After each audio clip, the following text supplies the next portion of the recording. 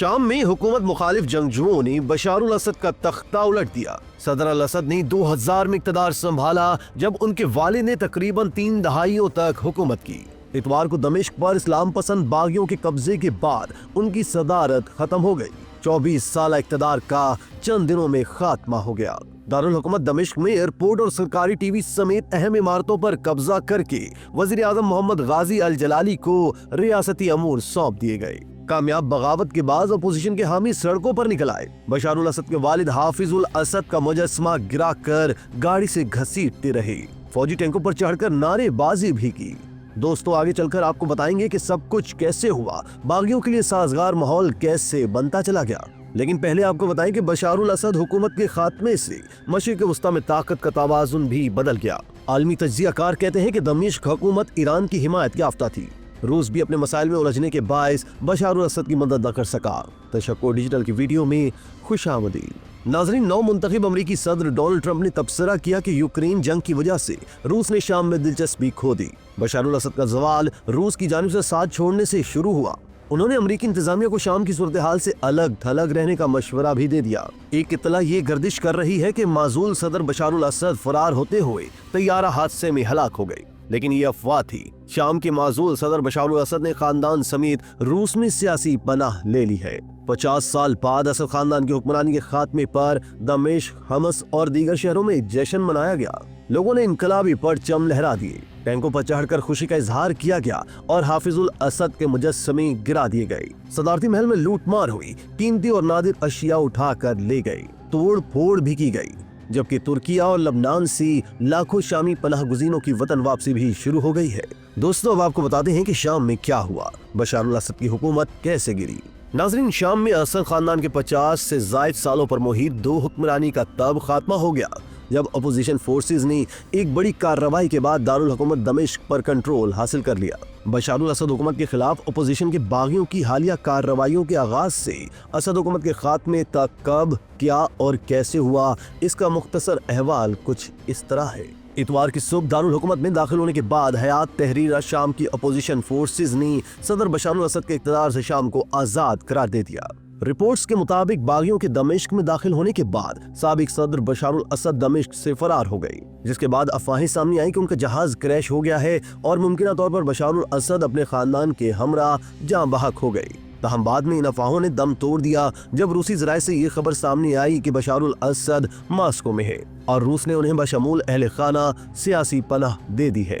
شام میں الاسد خاندان کی 53 سالہ حکمرانی کے اختتام کو ایک تاریخی لمحہ قرار دیا جا رہا ہے اور اسے 14 سال قبل عوامی احتجاج سے شروع ہونے والی ایک خون ریز خانہ جنگی کا نتیجہ سمجھا جا رہا ہے۔ شام میں اپوزیشن جنگجوؤں کے ایک اتحاد نے 27 نومبر کو حکومت کی حامی فورسز کے خلاف ایک بڑی کارروائی کا آغاز کیا۔ اس کارروائی کے تحت پہلا حملہ ادلب اور حلب کے درمیان فرنٹ لائن پر کیا گیا۔ اپوزیشن فورسز 3 دن کے اندر شام کے دوسرے بڑے شہر حلب پر بھی قبضہ کرنے میں کامیاب ہو گئیں۔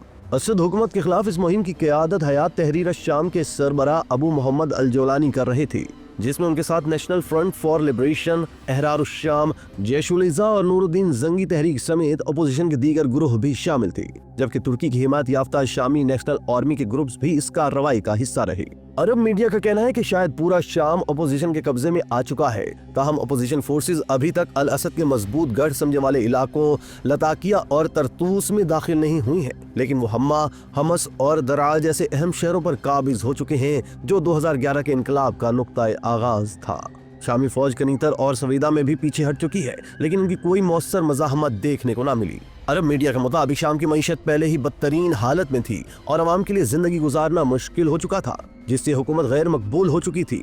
فوج اور پولیس اہلکار اپنی پوسٹیں چھوڑ کر بھاگ رہے تھے اور الاسد حکومت کو فوجی اور عوامی حمایت دونوں کی کمی کا سامنا تھا۔ روسی افواج یوکرین کی جنگ میں الجھی ہوئی ہیں اور ایران و حزب اللہ اسرائیلی حملوں سے متاثر ہے، جس کے باعث شامی فوج کو مدد نہ مل سکی۔